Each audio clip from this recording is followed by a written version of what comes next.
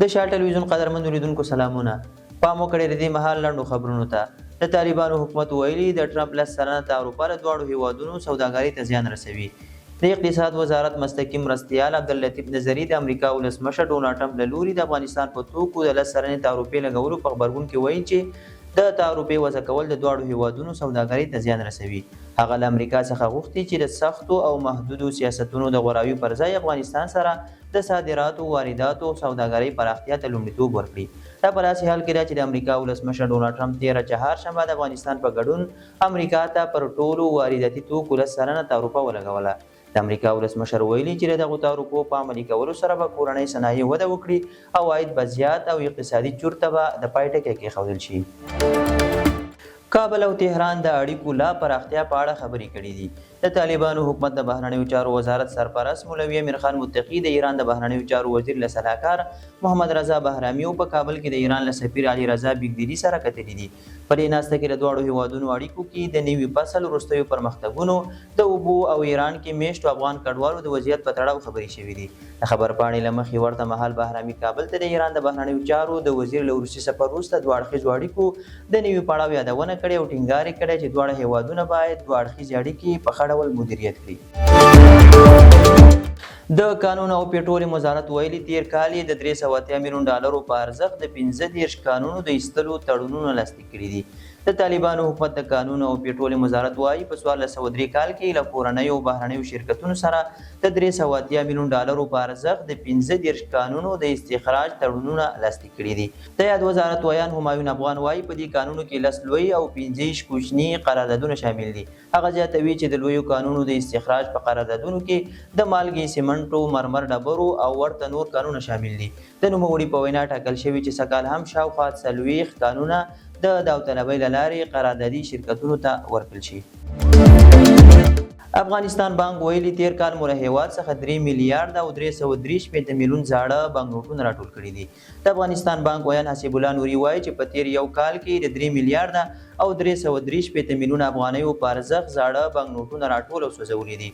هغه له خلکو غوښتي چې باید په دې برخه کې پاملرنه وکړي څو پیسې له وخت مخکې زړې نشي او د افغانستان بانک اړ نشي چې هغه وسوځوي. ورته مهال د اقتصادي چارو ځینې کارپوهان د پیسو زر زړېدو د مخنیوي په پار د الکترونیکي بانکنوټونو دودېدل، عامه پوهاوی او د پیسو د ساتنې په برخه کې د یو ځانګړي میکانیزم جوړول اغیزناک بولي. کوچني اختر کې د ترافیکي پیښو له امله 10 تنه مړه او 155 نور ټپیان شوي دي. کورنیو چارو وزارت ویلي چې تیر کوچني اختر کې په ټول هیواد کې 80 ترافیکي پیښې رامنځته شوي چې عمله یې 10 تنه مړه او 155 نور ټپیان شوي دي. په خبرپاڼه کې راغلي چې په مړو شویو کې 19 نارینه، 2 میرمنې او 9 ماشومان دي، خو په ټپیانو کې بیا 119 نارینه، 8 میرمنې او 10 ماشومان شامل دي. خبرپاڼه کې همداراز راغلي چې دا ځل د نورو اخترونو په نسبت د عامه پوهاوي او ټینګ امنیت له کبله مرګ ژوبله کمه اوښتې، خو هیوادوال د لا زیات ترافیکي اصول مراعات کړي.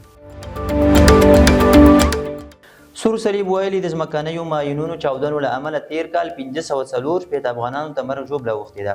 په افغانستان کې د سره صلیب نړیوالې کمیټې د ماینونو او چاودیدونکو توکو د ګواښونو د پوهاوي نړیوالې ورځې په مناسبت ویلي چې لا هم ګڼې سیمې د ماینونو او ناچاودو توکو له ګواښ سره مخ دي.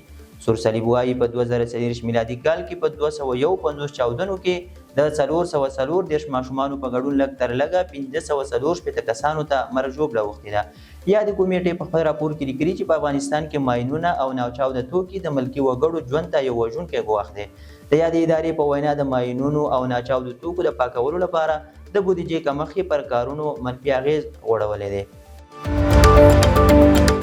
ټرمپ ویلي چې د اتومي تړون په اړه د ایران سره مستقیمې خبرې پیلول غواړي. د متحده ایالاتو ولسمشر ډونالډ ټرمپ وایي فکر کوي ایران سره باید د نوي اتومي تړون په اړه مستقیمې خبرې اترې وشي. ولسمشر ټرمپ ویلي چې ایران هم غواړي مستقیمې خبرې وکړي او فکر کوي دا لاره نه یوازې جر توافق رامنځته کوي بلکې د مقابل اړخ ښه درک هم کولی شو. ټرمپ په خپلو تازه څرګندونو کې زیاته کړې ده چې ګمان کوي ایران اوس د منځګړي او نامستقیمو خبرو اړتیا نه لري او فکر کوي چې هغوی احساس کوي ځانمنېدلی هم شي.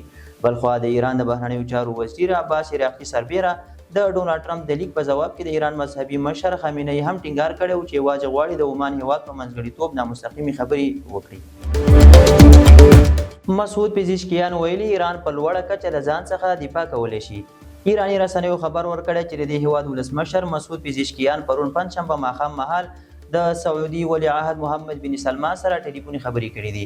د یورو نیوز د خبر له مخې دې مکالمه کې پزشکیان څرګنده کړې تهران له هیڅ هیواد سره جګړې ته لیوالتیا نه لري، خو له ځان د دفاع پر وخت د تصمیم نیونې وړتیا لري. د ایرانی رسنیو په حواله پزشکیان ویلي چې ایران د خپل ځان د دفاع لپاره په تر ټولو لوړه کچه چمتووالی او وړتیا لري.